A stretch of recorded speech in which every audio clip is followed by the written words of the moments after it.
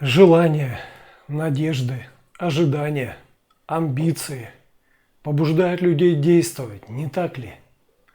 Если кто-то спросит вас, кто вы, что вы ответите? Подумайте. Вы увидите, что вашу жизнь определяют только ваши желания.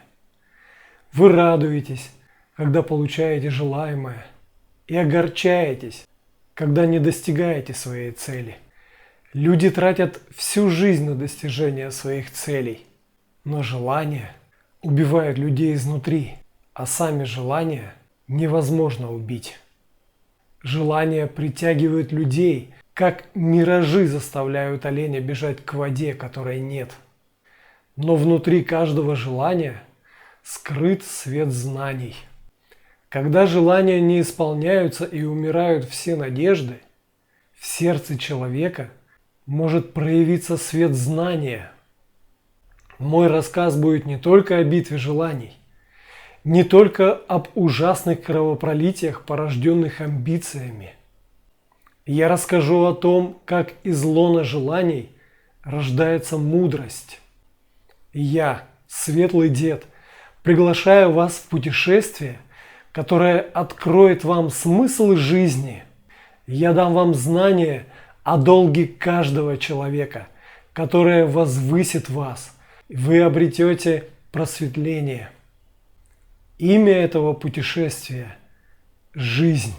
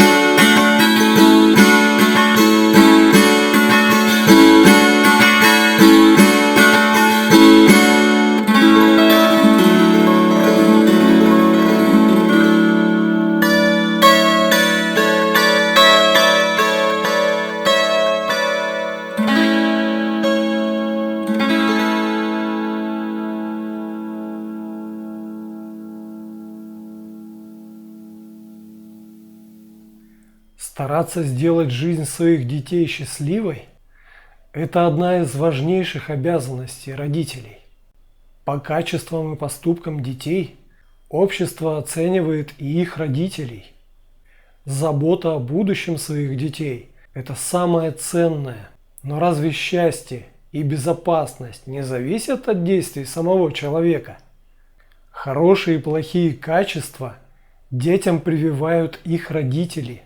Дети во всем берут пример со своих родителей. Впечатления, полученные в детстве, определяют наши поступки. Не так ли? Примеры для подражания и обучения формируют характер человека. Другими словами, как родители занимаются развитием характера своего ребенка, таким и станет его будущее. Есть родители, кто, заботясь лишь о будущем материальном благополучии своих детей, забывают о развитии их качеств. Что бы ни получали дети от таких родителей, они не обретают настоящее благо. А у тех родителей, кто беспокоится не только о будущем своих детей, но и занимаются развитием их качеств, вырастают дети, которых славит весь мир. Подумайте об этом.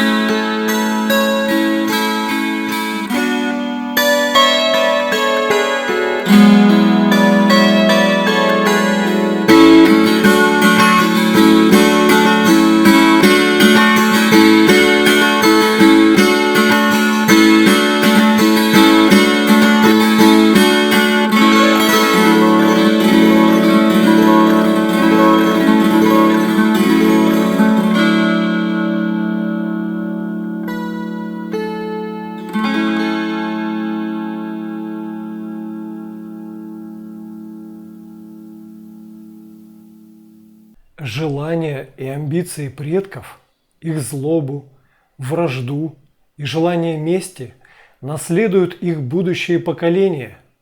Родители изо всех сил стараются осчастливить своих детей, но дети наследуют также боль и страдания своих родителей. Люди хотят научить детей любить, но невольно прививают им и ненависть. Подумайте об этом. Чему вы учите своих детей?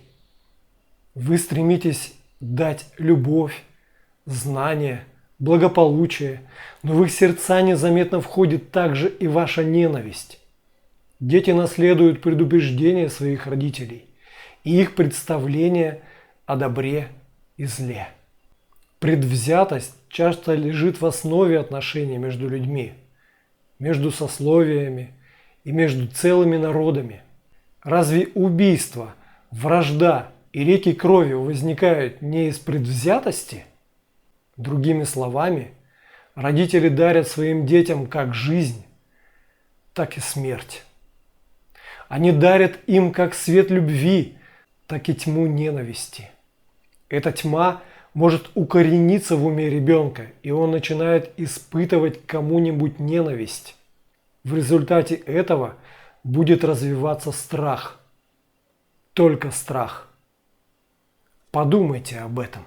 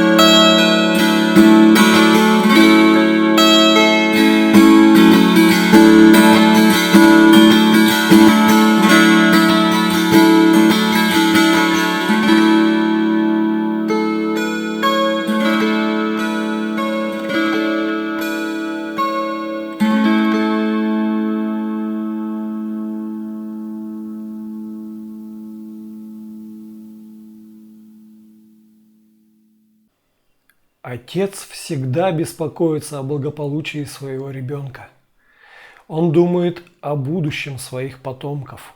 В связи с этим он всегда пытается решить сам все их будущие устремления. Путь, по которому отец прошел сам, путь, на котором знакомы все ловушки и ямы. Он знает, где будет тень, а где солнце на этом пути. Это должен быть путь, по которому должен пройти сын. Это желание каждого отца. И в самом деле это благородное намерение. Но в заботе о детях мы всегда забываем подумать о 3 вопросах. Вопрос первый. Разве каждый путь не меняется со временем? Разве время не бросает все новые вызовы? Когда как прошлый опыт может быть полезен новому поколению? Вопрос второй. Каждый ребенок похож на своих родителей? Да. Поведению ребенок всегда учится у родителей. Но внутренние таланты? Таланты – это то, чем награждает Создатель. Так вы верите, что путь, на котором к отцу пришел успех, тот же путь, на котором сын может найти успех и счастье? 3 вопрос. Разве не полезны в жизни вызовы и споры? Разве каждый новый вопрос не открывает новое пространство для ответа? Тогда процесс лишения детей новых вопросов, борьбы и вызовов, качество их награждающее или причиняющее вред. Поэтому будет лучше развивать характер ребенка, чем устраивать его будущее.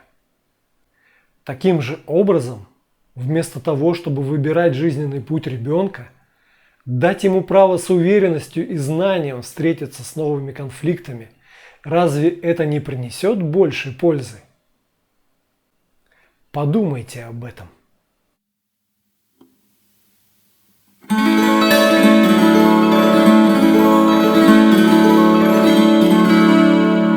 Приходя в этот мир, ребенок ничего не знает о том, как вести себя в обществе.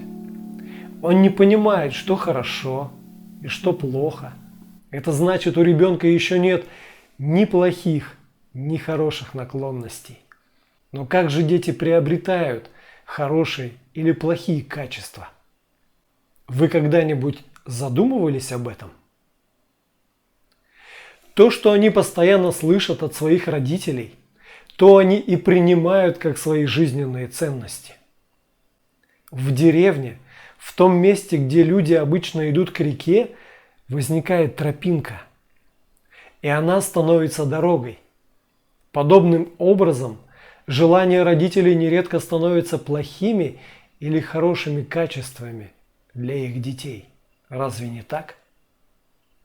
Но когда родители замечают недостатки в своих детях, они изумляются и огорчаются. Они спрашивают себя, где же их дети научились всему этому?